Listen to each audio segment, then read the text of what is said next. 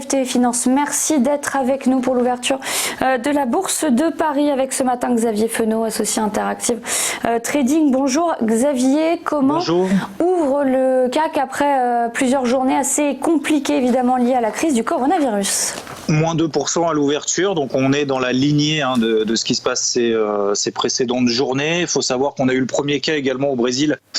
Du coup, ça a entraîné une chute de 7% de l'indice brésilien, donc le Bovespa, alors que jusqu'à présent, a priori, il n'était pas forcément impacté. En tout cas, les marchés n'y prêtaient pas trop attention.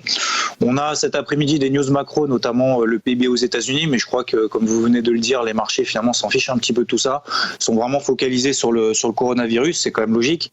On a Microsoft hier soir qui a réalisé un profit warning, des retards de production liés à ces industries en Chine, ce qui est également relativement logique, ce qui s'est passé avec Apple la semaine passée. Mais a priori, le marché est quand même pas très... Alors, soit il l'avait déjà anticipé, soit, pour le moment, reste quand même relativement optimiste, parce que après ce profit warning, notamment de Microsoft, après bourse, l'action ne perd que 2%.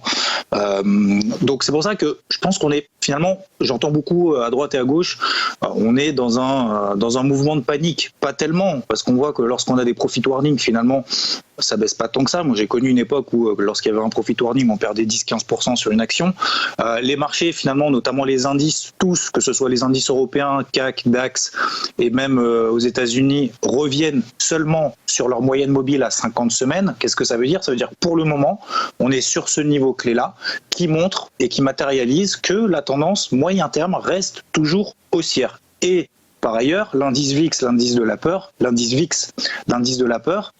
n'est toujours pas sur les plus hauts qu'on avait connus en fin d'année dernière, l'année précédente, où on avait le début de cette guerre commerciale entre les États-Unis et la Chine. Donc on est finalement simplement dans un marché qui est en train peut-être de pricer et d'estimer effectivement ce coronavirus, mais on est toujours dans une dynamique haussière. Alors plus particulièrement sur le CAC, je suis pas certain que finalement déterminer des zones d'intervention ce soit vraiment intéressant, parce qu'on est vraiment dans un marché psychologique et uniquement régi, et encore d'ailleurs bipolaire. On l'a vu hier, on a des marchés vraiment très très volatiles. On peut perdre 2-3%, regagner 2-3%. 5430 points sur le CAC 40, c'est absolument pas impossible. On est à 5574 actuellement.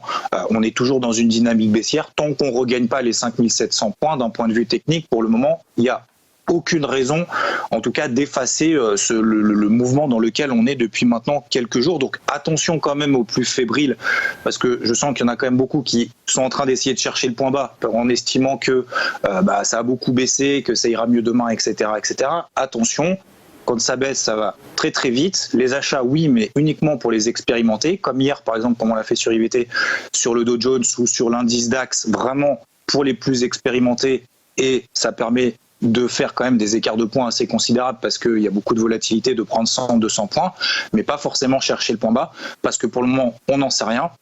On a des cas de plus en plus qui s'étendent de plus en plus, notamment en France. Ça peut continuer, donc vaut peut-être mieux pour les plus prudents qui cherchent des points d'achat moyen terme, attendre que ça se tasse un petit peu.